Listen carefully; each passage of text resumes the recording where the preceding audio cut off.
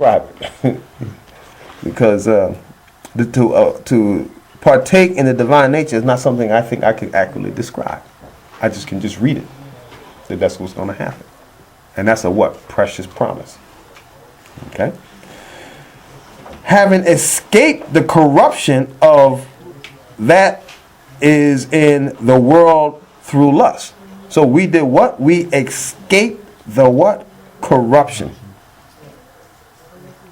So that corruption means it's going to do what? Continuously stay what? Evil.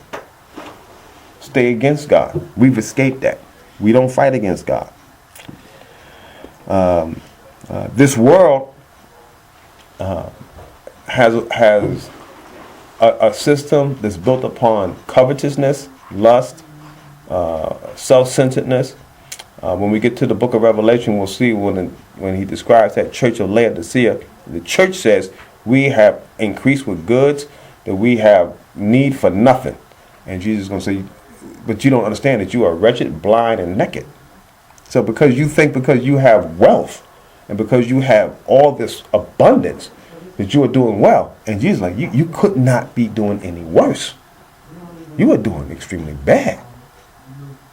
So we got to make sure that we understand that we don't get caught up in the corruption of this world. That's why I say this world lies to you. This world tells you you do well when you have things. When you got this, when you got that. And it's hard to break those matrix of lies. It's hard because one supports the other. And you think it has to be true because look how this works. And that has to be true because look how this works. But it's all lies. And some of it, you're not going to escape from some of it. You're going to be dealing with some of it, even though you know it's not true. We talked about this a couple of weeks ago, months ago. We know those sneakers are not worth $150. We know it, but we accept the lie that and we buy them anyway because that's just the society we in. We know that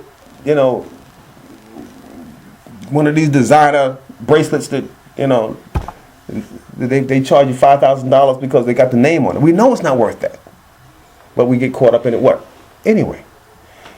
And so breaking yourself out of that is not something that you can do without God's help. You can't do it. You got to retrain. That's why Paul said in Romans that we have to not conform to this world, not conform to the matrix or the thinking of this world, but be what? Transformed. But how do you get transformed? By the renewing of your mind. You got to start rethinking things. Because this world will teach you one way, and you got to now, as you go through the Word, and you get enlightened, and you're no longer blind, you got to start retraining your mind.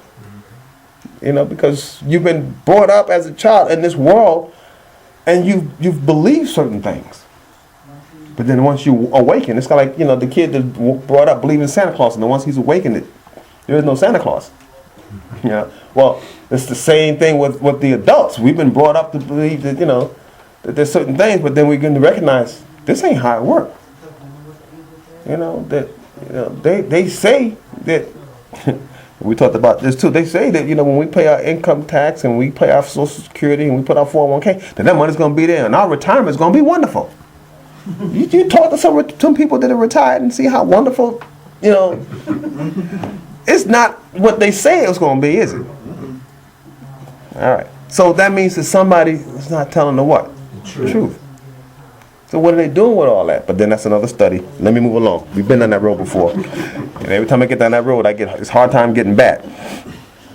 All right. So, verse 5. And besides this, give all diligence. How much diligence? All.